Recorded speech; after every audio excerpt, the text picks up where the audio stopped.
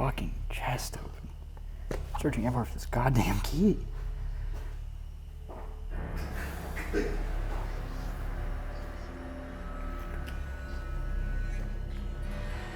Oh, fuck. Oh, fuck. Yeah, that usually doesn't happen. Oh, fuck.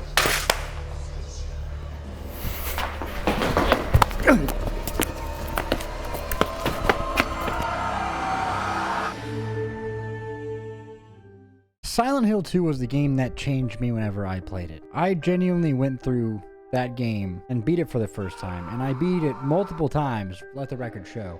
And I felt like a perspective of me had shifted as a person. I thought everything about that game was incredible. So when Silent Hill but Japan got announced, I was so excited. So of course I gotta make a video on it. Only for it to also scar me in ways that I did not know existed. So it's basically excellent is what that statement means. Well, there is some problems I have with it, but we'll get into it. Listen, and I know Silent Hill is a franchise, has been through the thick of it for a pretty long time now, but it seems like it's getting kind of back in its groove a little bit, maybe.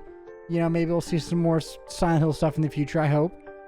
We will, because the remake got announced, the first one. But now, Silent Hill F, also known as Silent Hill but Japan, also known as Track and Field Simulator, is pretty good in the beginning. The way that Silent Hill F starts is you are introduced to the main character, Hanako, in a very powerful cutscene that you can't help but appreciate and want to play more to learn more about it.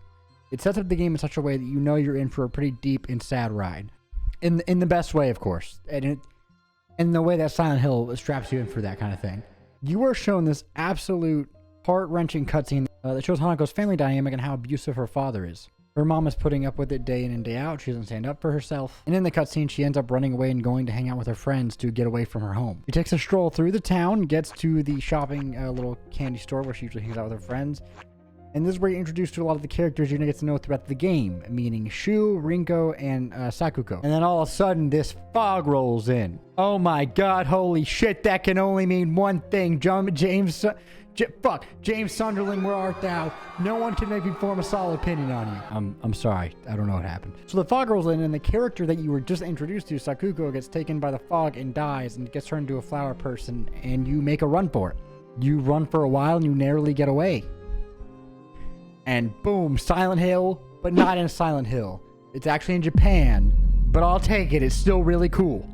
After a little while, you learn a little bit more about the manifestations in the world that you're in. And the first monster you run into is a female monster, where it is a unclothed woman who is shown to be like beat and bruised. It looks like a brute went over to them and hurt them. They wield a knife. They move very, very odd, not like a normal person, and they track you down, but their sight is very limited, and you can run past them pretty easily, which is why I call it the Track and Field Simulator.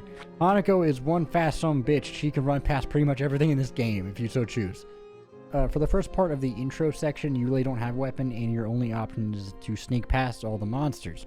But let me tell you, you're joined by a real old friend in this franchise. Pretty surely that's that motherfucking pipe, dog. James! Oh, I'm sorry, I'll stop. The combat in this game is only melee based, meaning that if you want to fight a monster, you have to get close and personal with them, and it makes it a lot more invasive and stressful, which I did enjoy in the beginning. Going hand-to-hand with monsters is incredibly terrifying, but also every weapon in this game has durability. You will find toolkits all over the map that allow you to repair a certain amount of their durability, but if they break, there's no way of bringing them back, and you can only carry 3 weapons on you at a time. So you have to kind of pick your fights and choose to be wise with them. Granted, I never ran out of weapons in this game besides one time, so it really wasn't that big of an issue, and it was because I took too long doing a puzzle, because I'm a little bit silly goofy.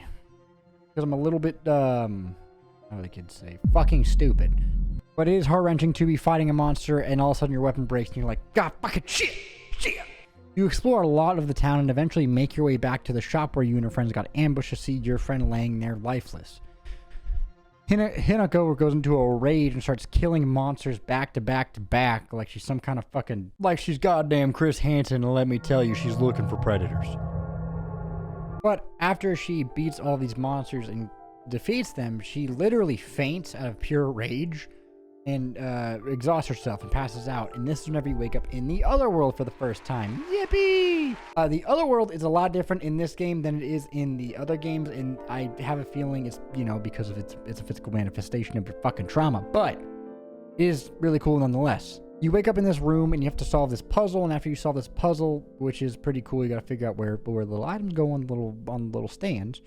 You meet the Foxman. The Foxman is a prominent character in this game that you will also get to know and talk to a lot while you're in the Otherworld, and he'll basically have you do trials or rituals. And the first trial is Hanako running around this big lake looking for Emmas in order to open this door, and this is where you see your first male monster. Now, the females and male monsters are depicted very differently in this game, and that's for good reason. I don't want to spoil it yet. I'm going to spoil it later in the video, so if you want to hear that shit, fucking leave. I'm just kidding. It was a little mean. Describing would mean a lot to me. But in general, the men enemies are depicted as very greedy, very aggressive. Their bellies are full, and yet they're still not satiated. They want more. And they chase after Hanako in a very aggressive way. It's creepy. They crawl on all fours. It's very animalistic. It's weird. In a good way. In a Silent Hill good way. In fucking... What am I talking about? It's awful, but it's cool. But you look for Emmas. I don't know if that's how they're actually pronounced, but they're basically these little wooden boards with symbols on them that hang. But after you find all the correct symbols, you can use them to unlock the door. And once you go through, you faint again and wake up in the fog world again. You meet up with Shu. Shu wakes you up, and you guys talk about what had just happened, and he asks where Rinko is, which is the other girl that ran away.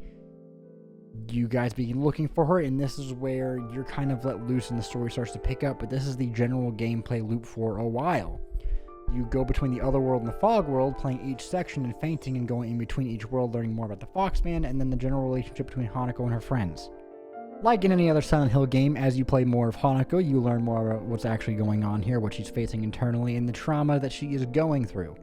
The pressure she feels from her mom and dad to act a certain way, and finding her place as a female in 1960s Japan. As usual, I loved the storytelling style a lot and appreciated a lot of it. That's why I fell in love with Silent Hill 2, and this game is no exception. A lot of the sections of the game are very powerful in the beginning. In fact, all of the puzzles in this game are pretty powerful and give you a good indication and hint as to what's going on. Specifically, the Scarecrow section in the beginning of the game I thought was amazing, as well as some of the later puzzles. Spoiler, spoilers from this point on. Especially like the house section where you're going through Hanako's house over and over again, I thought was incredibly done. And they all feature really creative solutions that hint at what she's facing internally. The game always looks absolutely beautiful. I can only imagine how much work it was to make every single model and detail and make them this detailed. And there's always something breathtaking to look at. Now, these are all things I love about the game, but I do want to go over some things that I did not enjoy, and that specifically is the combat in the later half of the game. Whenever you're first beginning the combat, it is fun, it is short, and you only fight one or two monsters at a time, so it is not that bad. However, since it is only melee, and you have a very high chance of getting stunned every time you swing at an enemy, because if you get hit by them, Hanako just gets stunned for a little bit. It cancels your attack. Near the end of the game, whenever you are fighting wave upon wave of monsters and fighting more and more of them, it becomes increasingly more clunky and claustrophobic, and not in a good way. You feel like sometimes you physically cannot do anything. Almost feeling choppy at times. Now, granted, I did play on hard in my playthrough, so maybe it's different on story. But that was my biggest complaint, was the combat towards the end of the game. And learning about the story the first time, I was not the biggest fan of it, but looking at it more thoroughly, taking a deeper dive into it, and going back over reading the journal, I actually very much so appreciate the story once I put together what was going on for the original ending. That was the ending I got. I enjoyed it very much so whenever I truly understood it. I think Hanako as a character is very well written with both of her sides that she portrays in this game. I think the voice actor for the sub version did an excellent job. I think every voice actor for the sub version did an excellent job, as a matter of fact. And I would absolutely play it again.